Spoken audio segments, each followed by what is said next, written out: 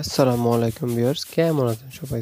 আজকে আপনাদের এই ভিডিওর মাধ্যমে আমি দেখাবো কিভাবে আমি এই ফার্মটা পরিষ্কার করে আমার অন্যটা ফার্মে যে মুরগিগুলো আনা আছে এবং ওটা বোর্ডিং করা আছে ওইটা এই ফার্মে আমি আগামীকালকে এটা ট্রান্সফার করে নিয়ে আসবো।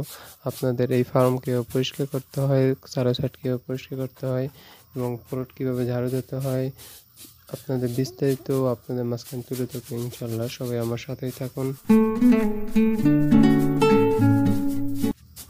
ভিউয়ার্স, সুন্দরভাবে ফ্লোরটা ঝাড়ু দিতে হবে, কারণ ফ্লোরটা একটু ময়লা লাগিয়ে থাকলে ভাইরাস আক্রমণ করতে পারে।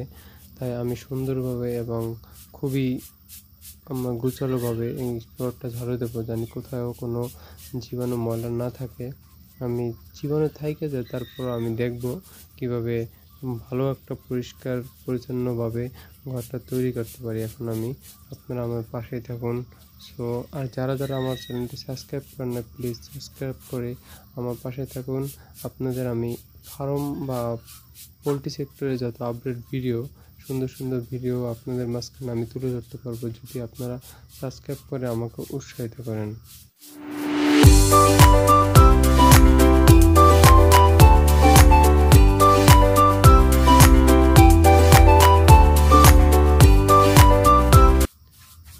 সবাই খেয়াল রাখবেন পোলট্রি যেন কোনো ধরনের ময়লা না থাকে।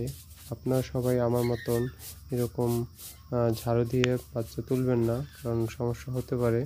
সবচেয়ে মজার বিষয় হলো ইঁদুরে ভাই এত জ্বালা, ইঁদুরে আপনার পোলট্রিটা কাইটা টুকরো টুকরো করে ফেলছে। ইনশাল্লাহ আমি এই ব্যাচ পরে সামনের নেক্সট ব্যাচটা যখন উঠাবো অবশ্যই আমি ফ্লোরটা পাকা করে নেব। আর আপনাদের আমি বলতেছি যে আপনারা সবাই ফ্লোরটারে অন্তত ভালোভাবে মোটা করে 4 থেকে 5 ইঞ্চি মোটা করে বা 3 থেকে 4 ইঞ্চি মোটা করে ঢালাই দিয়ে তারপরে ফার্মে বাচ্চা তুলবেন। তাহলে ইঁদুরের জ্বালা থেকে এবং হিংস্র প্রাণী থেকে, যা মাটিতে যেরকম সাপ, ইঁদুর, তারপর বেজি, গোল, এগুলো থেকে আপনারা বাঁচার জন্য মোটা ঢালাই করুন। কারণ আমি ফার্স্ট টাইম আমাকে বলে নেয় বা আমি জানতাম না এই বিষয়ে কীভাবে করতে হয়।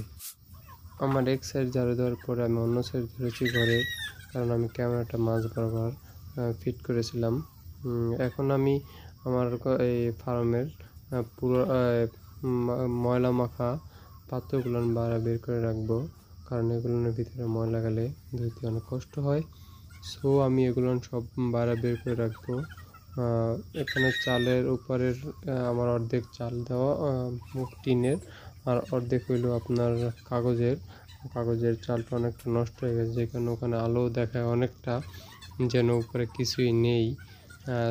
আমি এগুলো তাড়াতাড়ি বের করে তাড়াতাড়ি ঝাড়ু দেবো, কারণ আমার এগুলো ঘরটা ঝাড়ু দেওয়ার পরে গোসল করে দোকানের জন্য রওনা দিতে হবে ইনশাল্লাহ।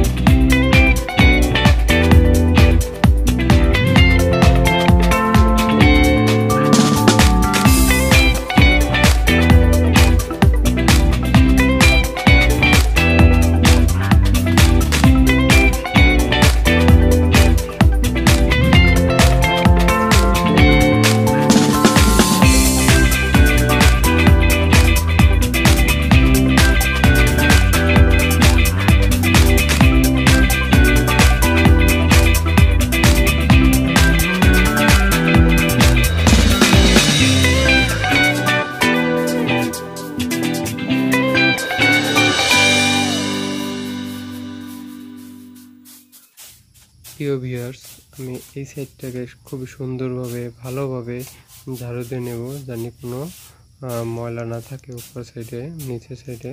তারপর আমি ফ্লোরটা ঝাড়ু দেব। আপনারা সবাই দেখতে থাকুন কিভাবে সুন্দরভাবে পরিষ্কার করতে হয়। ফার্ম সেক্টরে যারা আসবেন সবাই একটা জিনিস খেয়াল করবেন, আপনি যত পরিষ্কার পরিচ্ছন্নতা থাকবেন তত পরিমাণ সফলতা আপনার কাছে।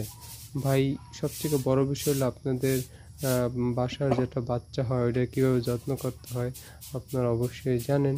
সেইভাবে একদিন বয়সী একটি মুরগির বাচ্চা আপনার কাছে কোম্পানি দেবে, হয়তো আপনি কিনে আনতেছেন, এটা বড় ফ্যাক্ট না, কোম্পানি আপনার কাছে দেবে। ওইটা কীভাবে আপনার লালন পালন করবেন এটা আপনার উপরে ডিপেন্ড করবে।